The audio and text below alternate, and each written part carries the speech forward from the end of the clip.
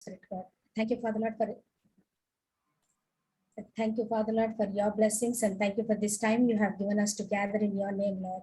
Father Lord, you bless me with your fresh anointing, Lord, that whatever I speak, it is from you, Lord. It's not that I talk something which is not in your will, Father Lord. You bless me and let me led by your Spirit, Lord. And I am a vessel that you are using me through this word, Father Lord. You bless me that I will, whatever is your will, Father Lord, let me speak, Father Lord. Thank you, Jesus. I commit my Bible study into your faithful hands, Father Lord. Thank you, Jesus. I pray in Jesus' most precious name. Amen.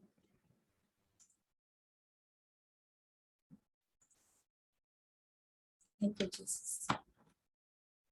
Yeah, today my Bible study is Revelation 9. Revelation 9 is a continuation of the trumpets which are blowing to announce God's wrath and judgment.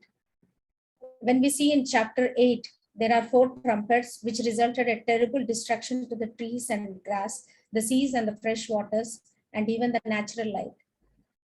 Angels blew 4 trumpets in the previous chapter, which were only the beginning of the judgment. The next trumpet's blast will bring about even worse judgment from the God which is on mankind. We see the remaining 3 trumpets from chapters 9 to 11, which is called O trumpets, which we see in this proclamation we see in Revelation 8:13. Yeah, now when we go to chapter Revelation 9 now, there are 3 parts in this. The first, the description of the first trumpet from verses 1 to 12. And the second, the 6th trumpet is from verses 13 to 9. And the third is the statement of the judgment, the statement of the effect of the judgment, which is brought upon the world under these trumpets, which is verses 20 and 21. Then the first verse 1, then the 5th angel sounded, and I saw a star fallen from the heaven to the earth. To him was given the key to the bottomless pit. Here, the 5th trumpet sounds. John saw a star is fallen from the earth, fallen from the heaven to earth.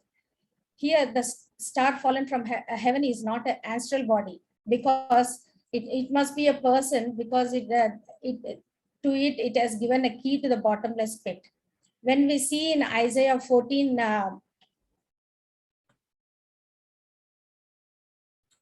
when we see in Isaiah chapter 14, 12 to 21, we see the Lucifer fallen from heaven. In this Lucifer word used only in NKJV and KJV, and the other versions they told that morning star, brightening star, like it is written the star itself. Only here it is written the Lucifer in this NKJV version. And we can see that in Isaiah 14:12, how you are fallen from heaven, O Lucifer, son of the morning. And we see in New Testament also Christ described Satan in Luke 10:18. He told them, I saw a star fall like lightning from heaven. So after seeing the scriptures, we can say that this star fallen is none other than Satan himself. To him, for this Satan, the key was given to the bottomless pit. This star fallen was given the key to the shaft of the bottomless pit. Bottomless in Greek, which is abyss. The abyss is the place of torment for demons. And bottomless pit, the abyss is the abode of the devils and his angels. Bottomless pit relates to Jesus' miraculous deliverance of demon-possessed man. When we see in Luke 8:31, the demon-possessed man is begging that not to send him to the bottomless pit.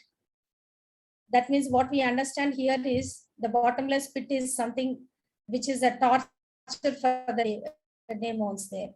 When the now verse 2, and he opened the bottomless pit, and smoke arose out of the pit like the smoke of the great furnace. So the sun and the air were darkened because of the smoke of the pit. Now when finally the pit is opened, smoke fills the earth's atmosphere. The smoke from the pit is turned the sky dark like in the plague of Egypt. When we see, remember the Exodus chapter 10, 8th plague is a locust and the 9th plague is a plague of darkness. In Exodus 10:23, 21 to 23 verses, when we see Moses stretch out his hand toward the heaven, the darkness over the Egypt has appeared there. The darkness and sun represents the doom and destruction of a nation. The end is coming for a nation. Smoke also represents divine judgment. And the smoke appeared in Genesis 19:28, when the Sodom and Gomorrah, the first smoke appeared there in Sodom and Gomorrah's judgment. When we see there, the smoke of the land, which went up like a smoke of furnace, which we see this little here in this verse also, we can see it came like a smoke of a great furnace. And we see about darkness in some more verses in the reference verses in Jude 1:6, the darkness for the judgment day. So this darkness in Joel also we can see the sun and the air were darkened because the smoke of the pit. In Joel chapter 2 we can see the day of darkness and gloominess, a day of clouds, the thick dark, and the sun and the moon grow dark and stars no longer shine. And we can see in New Testament also the darkness, the time death of Jesus. In the noon itself, from noon until 3, the afternoon became dark over all the earth. This after seeing all this symbolizes that darkness symbolizes the judgment of God, or specifically the arrival of the day of the Lord. As we see in Joel 2, we can understand when we see this darkness. The judgment in Joel was written clearly as if it is Revelation 9 is representing there. Verse 3, then out of the smoke locusts came upon the earth, and to them was given power as the scorpions of the earth have power. When we see in Old Testament, Deuteronomy 28, 38 to 42, we can see locusts, it's written there, locusts were the curse for disobedience. In Old Testament, we can see there are a lot of locust invasion happen as a judgment in a different ways, but locust invasion happened there. In Joel 1, chapter 1, 4 to 7, we read there, Joel is describing the locust invasion on Israel, judgment of God on the land of Israel, because when the sinners are increased, God's judgment will be in a different way. But we see many locust invasions happen in the Old Testament. And when we see in Exodus also, the Egyptian plagues, there they covered the face of the whole earth so that the land was darkened. And we can see again the reference in Joel 2, 3 to 10, the sun and the moon were darkened. And we can, usually the arrival of the locust plague involved the darkening the sky by the locusts as they approach. In this verse, locusts which came from the smoke are unlike any locust of the world ever seen. They are not natural to earth. The horrible locusts like creatures have authority, just like the authority of the scorpions have. They have the power of the scorpion, but 100 times larger and more venomous. Usually, scorpions have the ability to sting, which results to extreme pain and possibly death. Verse 4, they are commanded not to harm the grass of the earth or any green thing or any tree, but only those men who do not have the seal of God on their foreheads. Normally, we see locusts were well known for destroying grass, green things, and trees. But here we see the limitations are placed on these locust-like creatures. These are obviously not the natural locusts. They avoid plants and they attack only people like scorpions. However, the job of locust-like creatures is to hurt mankind in this chapter. As we see in this chapter 8, first 4 trumpets focus on the nature, and the final 3 trumpets will focus on humanity directly. God would not protect only believers. God would only protect believers who has the seal of God on their forehead. The rest of the humanity, both Jews and Gentiles, who are not believers, will suffer the pain inflicted by the locusts like creatures. When we see in Revelation 7:3-4, they will put the seal of God on the servants. The servants are the descendants of 144,000 tribes of Israel. This confirms why God has have given the protection, because the wrath is going to come. He protected his children, whoever he believed. And when we see in New Testament, Ephesians 1:13, now in this era, we can have Jesus. When we hear the word of God and we have a salvation, we can have the Holy Spirit seal upon us. The God seal will come as the Holy Spirit promise. This understands that when we believe in Jesus, we have the seal of God. The Bible says, whoever calls on my name, they shall be saved. In Romans 10:13, it is there. Verse 5, and they are not given authority to kill, but to torment for 5 months. Their torment was like the torment of a scorpion when it strikes the man. This continues the limitation placed on the locust-like creatures. The ultimate purpose of the locust-like creatures is to torment, unlike the true scorpion sting, which can lead to death. But this locust-like creatures has a power to torment only for 5 months and not death. Here, the limitation for 5 months suffering means still we can see that God is so merciful that he is waiting for his children's repentance, that they will come back to him. He's still giving, in this wrath also, he's giving a chance to his children to come back to him. Verse 6, in those days, men will seek death and will not find it, and they will desire to die, and death will flee from them. Here, when we see in Jeremiah 8:3, Judah's sin and punishment, the people of this evil nation who survive will wish to die rather than live where I will send. I, the Lord of heaven, has spoken. Here, the Lord himself told, they will seek death, but they cannot find it. And in Job 3:21 also, Job laments for his death when he's suffering with that boils and everything. They long for death and it won't come. They search for death more eagerly than the hidden treasure. Here, those stung by the locust-like creatures, they will seek death. Death means it cannot be suicide also. They cannot have suicidal, this one also, because they cannot escape from this torture, because the God's wrath is like that. He has given power to the locust-like creatures to torture them, not to kill. They have to suffer the pain there. Their power is described like the power of scorpions, and the bite of a scorpion to extremely painful and rarely causing death.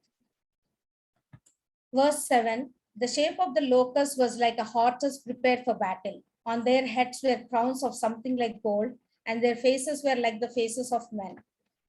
Here, the locusts are described as a powerful army. Locusts, we see in Old Testament, we have seen that locusts are used for any gods of wrath is coming on the people. Locusts are the agents of the God's judgment, as we see many verses in Old Testament. I have mentioned here, I cannot read because it takes time. In this chapter, the locust attacks are different compared to the ones we have seen in Old Testament.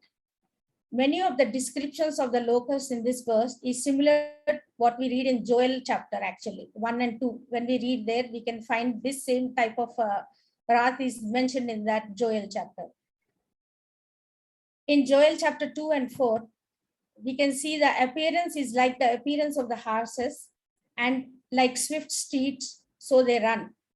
We can see that horses are getting ready for the battle. It is like a war field, as if the horses are coming like a army. It is coming attack on the people. Here we notice that the locusts are wearing gold crowns, which shows the authority over the earth. They have authority. They are like a king now. The crowns of the gold probably denote the conquering nature of the locusts, and they add the power with which the locusts have already been advanced. The locust-like creatures have both characteristics of animals and humans. This type of features we see in Daniel also. There we have the Daniel vision of 4 beasts. because God's wrath will be little terrible and little, when we see that descriptions, that when we listen only, we get fear of it. The wrath will be more intense actually. Verse 8, they had a hair like woman's hair and teeth like a lion's teeth. Here, the total impact of the picture is unnatural and awesome to reality. Here, the John's point is the length of the hair like a woman's hair. Maybe he is mentioning that normally locusts and these insects will have a long antenna. Maybe he is referring the woman's hair like that. And regarding the teeth, we can, John is focusing that is the destructive capabilities of these creatures.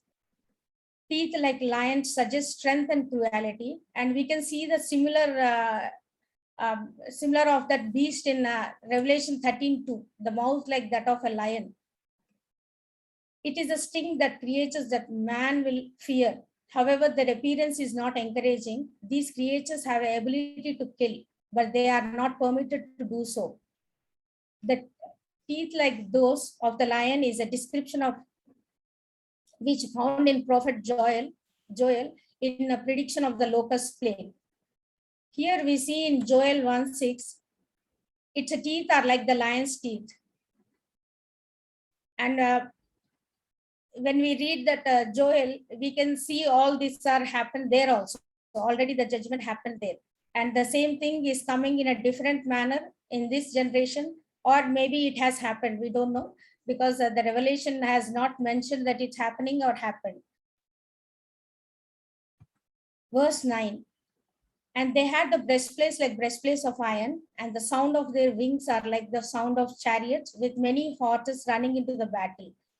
As horses prepared for battle, their creatures have a covering over the chest. The horny substance which appears behind the face.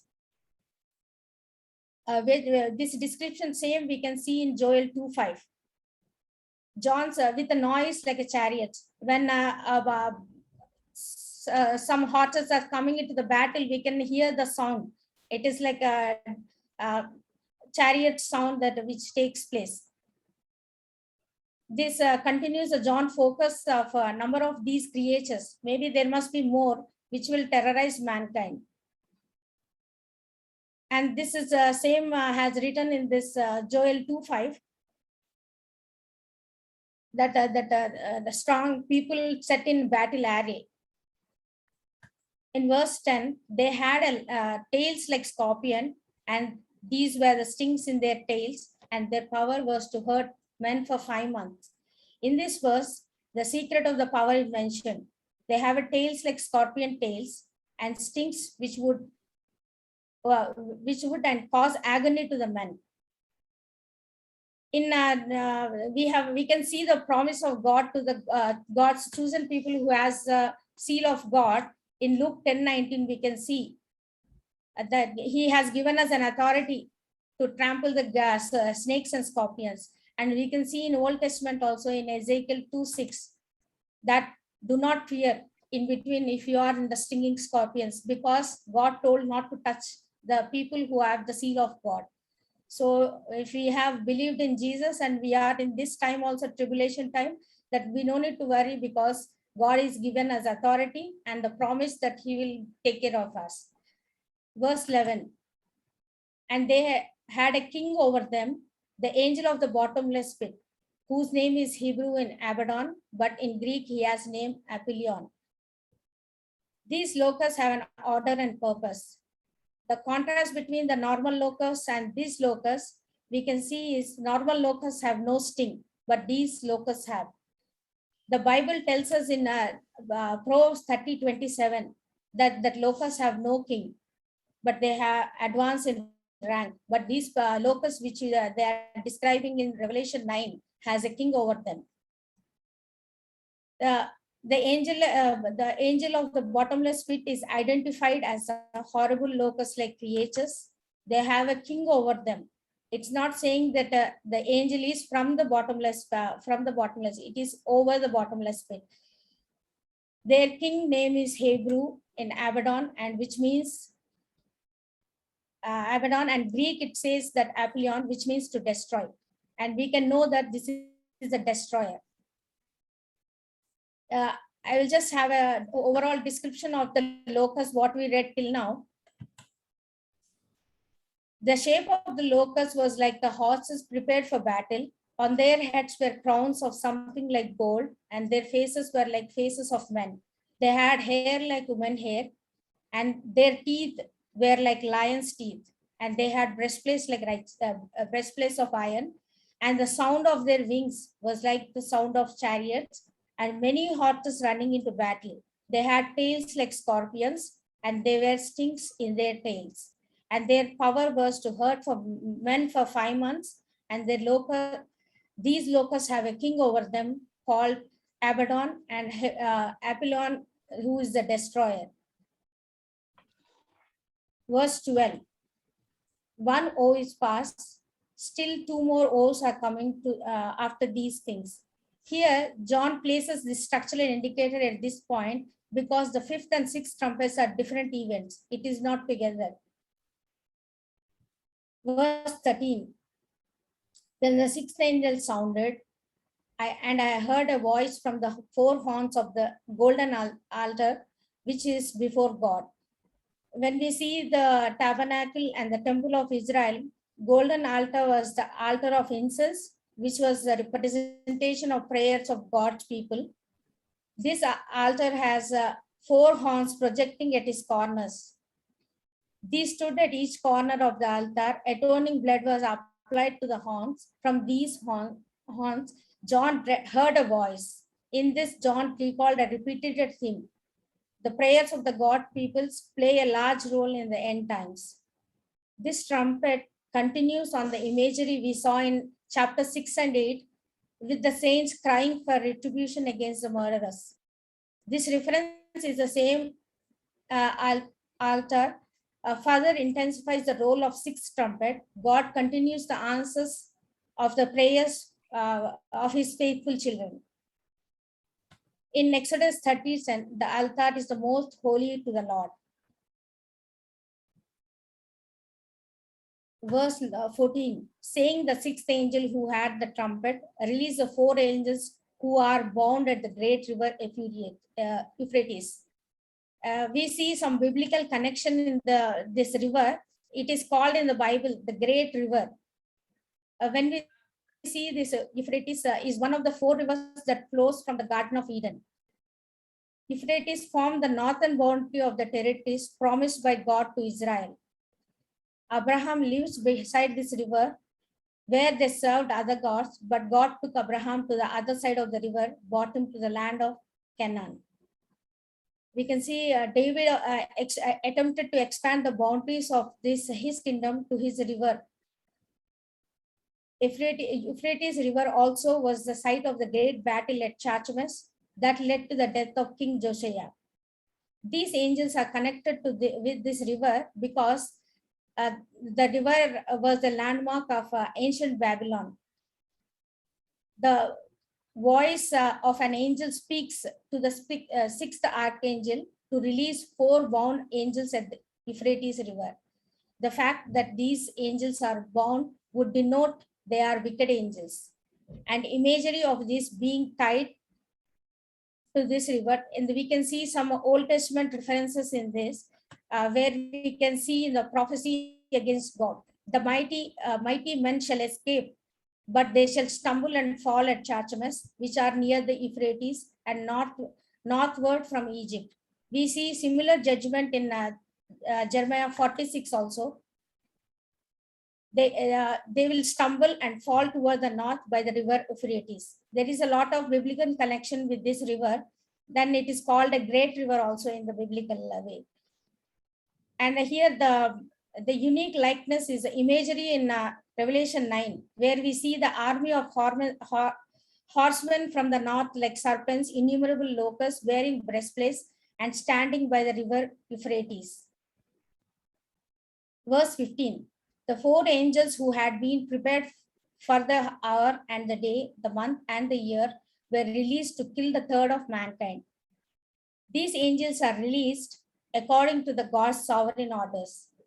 These four angels are being released to a specific hour denotes that all things are subject to God's divine sovereign control. These angels knew their appointed time. God placed these angels for a purpose which has come due. The demonic locusts described earlier in this chapter were restricted to tormenting mankind, but these four angels have authority to kill. These angels have a specific activity to kill the third mankind and all activated in God's timing. They execute God's will in God's timing. Verse 16. Now the number of army of the horsemen was 200 million, and I heard the number of them. The sixth trumpet clearly identified the purpose is to kill. These four angels being shown as a power over the ungodly, which are described a multitude of armies on horses, referring to Old Testament passages. We have seen these angels, they will kill by any means. When we see in Ezekiel 38, one horse and horsemen are all clothed with wielding swords. When we see in Ezekiel 38:4, we can see this description there. Like a flood, this army will sweep over Israel and reach Jerusalem's neck. In Isaiah 8:8 also it is mentioned. When we see in Daniel 7 and 11, we can see vision of ancient days, this type of vision. And we can see in Daniel 11:40 also, northern king conquest. They're also like this chariots, horsemen, they will come like an army. Verse 17, and thus I saw a horses in the vision. Those who sat on them had a breastplate of fiery red, hyacinth blue, and the sulfur yellow. And the heads of the horses are like the heads of the lions, and out of their mouths came fire, smoke, and brimstone. Here, John describes general appearance of the horses and horsemen. The horses and horsemen were armed with breastplates and threefold destructive stream, which goes forth from their mouth. The army, which is mentioned in Habakkuk, Chandelian army, Habakkuk 1, chapter 1, 6-10, when we see that, I am raising a Chandelians, a bitter and hasty nation. They are terrible and dreadful. Their judgment and their dignity proceed for themselves. There we see that how powerful the horror destruction of this demonic association. The vision includes the horse and the rider. Here we see the fire, the smoke, and the brimstone express cause of death of third mankind. The horses, they are breathing out fire and smoke. In addition to that, he added the brimstone. In order to set forth plainly, they have directed against the wicked. We see some in Sodom and Gomorrah also, we can see in 1924 that Lord rained on Sodom and Gomorrah sulfur and fire from the Lord out of the heaven. And we all know that how wicked people are in that city. So Lord has a combination, fire, smoke, and sulfur. A distinct combination only appeared in that time actually. The same thing he is mentioning here also. And we can see some more references regarding the smoke, fire, and the sulfur, whatever is here in this verse, can see in other reference verses. Verse 18, but by these three plagues, a third of mankind was killed by the fire and smoke and brimstone which came out of their mouths. The smoke and the brimstone are three plagues. This verse resembles the atmosphere of hell. The devastating power is increased, and the fourth comes swift and horsemen, strong as a lions, venomous as serpents, breathing forth elements that blind and burn with the deadly power. The safest interpretation is to see that this is a literal strong army. The demonic army is invading the earth. Verse 19, for they have the power in their mouth and in their tails, and their tails are like the serpents, that having heads, with them they do harm. The harm includes not only death, but also torment. We looked in the previous verses. The power of these horses of mouths were also denoted the deception of words and tails as a false teachers. We see some reference verses regarding false teachers which represent tail. In Isaiah 9, the prophet who teaches lies, he is the tail. And we see in Ephesians 4:14 also that the people who teaches the doctrine which is wrong, which tossed to and fro.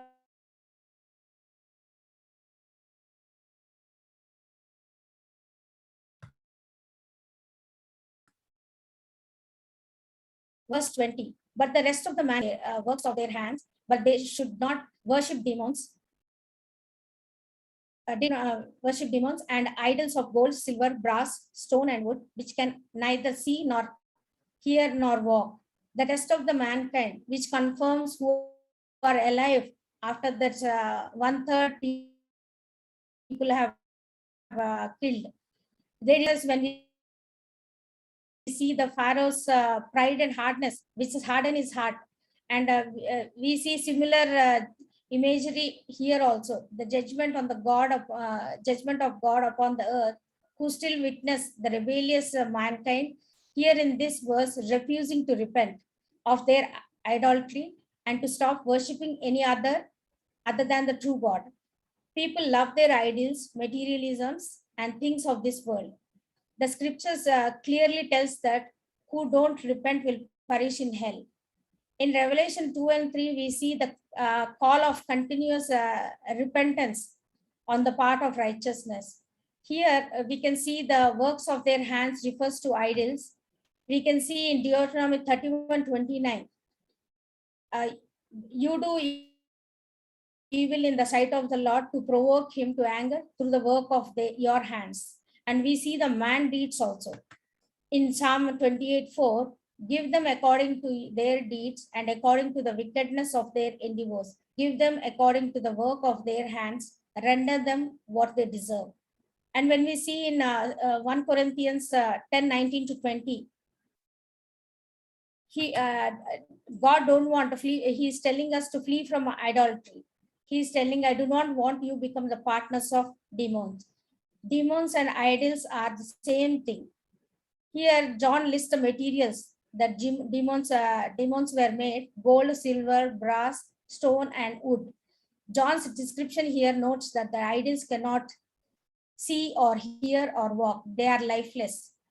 When we see in Daniel chapter 5, that Daniel was telling to Belshazzar the way he is doing the idol worshipping, he told he want Belshazzar. And we can see in Belshazzar's fall after that because of the idol worshipping what he has done. Verse 21, and they did not repent of their murders or their sorceries or their sexual immorality or thefts. This verse informs us the unbelievers who are not killed by plagues of this chapter refuse to repent of their evil deeds. Still, after seeing this much wrath, God's judgment, also people still they are hardened heart.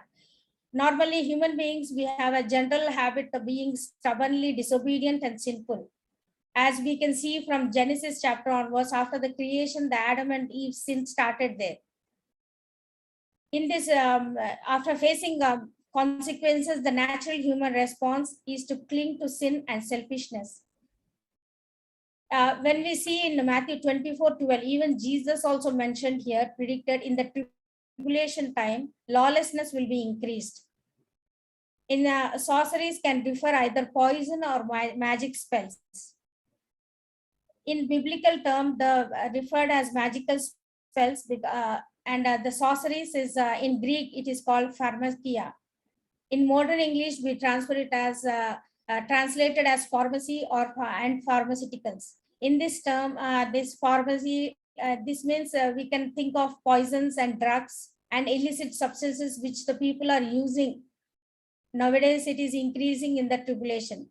It's reasonable, we can say that trafficking, abuse, tribulation time, it is increasing because already Jesus also predicted that it will increase.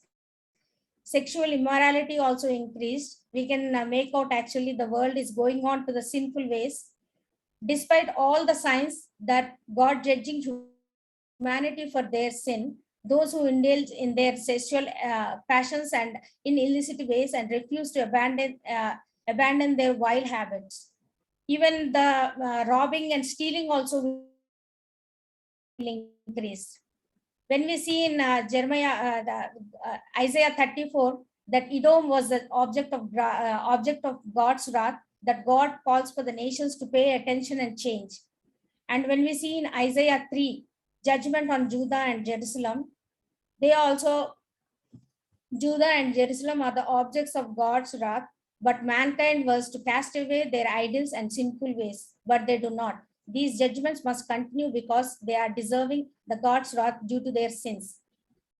And here in this 20 and 21 verse, John described purpose of 3 plagues is to lead people to repentance. The unfortunate effect is the hardening of their hearts like Pharaoh, what we see in Exodus. As we have a habit of forgetting lessons, the lessons comes from the judgment. In Old Testament, we can see a lot of judgments. If we read Old Testament, we know how is the God's wrath is coming upon the sinful people. If we read so that we can be aware of that, so that we can live a righteous life in this going on in this world, whatever world is there now. I just want to conclude all these terrible plagues happened due to the lack of salvation and repentance. Those that believed in those who believed in God, who repented, are rewarded and protected from these deadly plagues. There is still time that we can ensure that our name is written in the book of life. And in Luke 16:30, when we see the story, that rich man and Lazarus, even that he enjoyed everything, whatever is on the earth, and he forgot that how many chances he get, that he forgot to repent, and he died. There are no second chances, that we have to remember. When the God has given us a life, that one life, we have to live righteously in him. God will not ignore sins forever. Justice and judgment will come.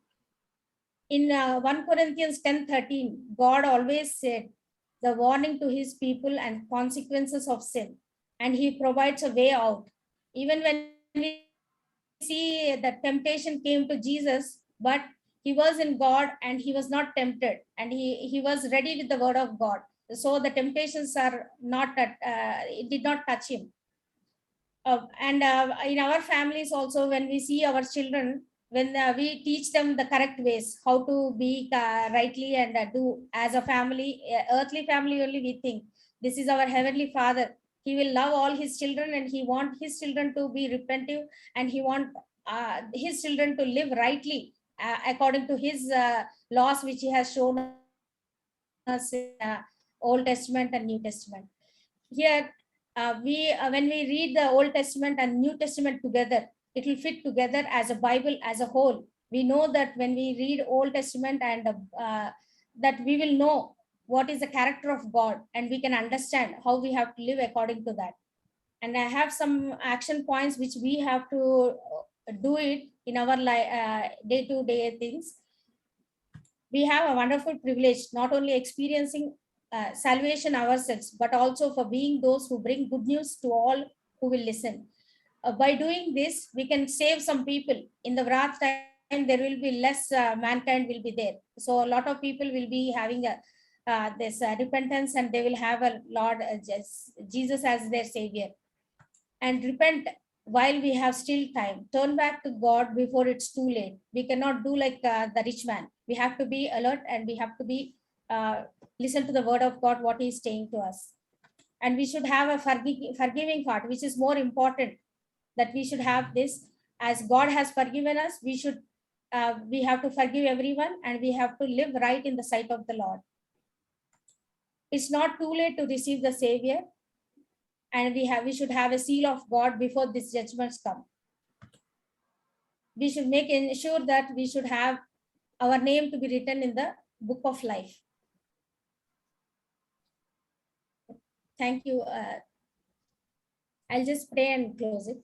Thank you, Jesus. Thank you for your word, Father Lord. I know that you have led me, Father Lord, whatever I spoke. This is your word, Lord.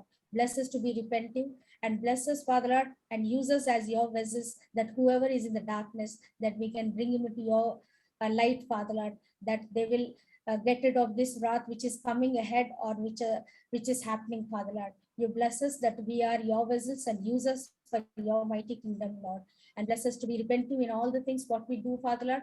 As David, Father Lord, you teach us that every day, day to day, we have to pray to you and ask for forgiveness, and we have to praise you with our lips, Father Lord, that we will be always righteous in your sight, Lord. As David is called from your heart, Lord, that we are also like your the same children, Father Lord. You are the God, same yesterday, today, and forever. We commit our lives into your faithful hands, and you teach us your ways, that we will be strong in your kingdom, Father Lord. Thank you, Jesus. I pray in Jesus' most precious name. Thank you. Amen.